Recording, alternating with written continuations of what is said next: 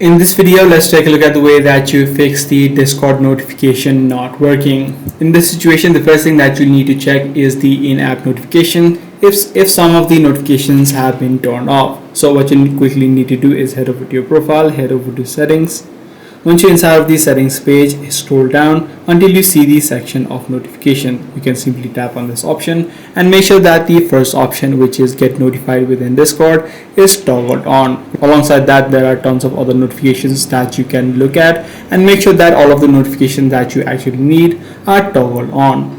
Once you complete this step, you should be able to fix the issue in most cases, but however, if this is not the issue with you, this also could be the issue of the muted servers. So you may have muted a server previously. So in order to check, what you can do is simply tap and hold a particular server or a channel even, and then right here make sure that the channel is not muted.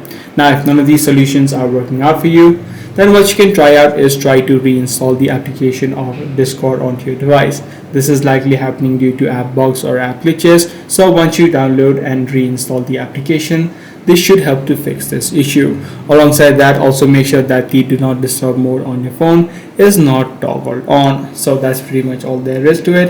If this video was helpful to you, be sure to subscribe. I'm going to see you in the next one.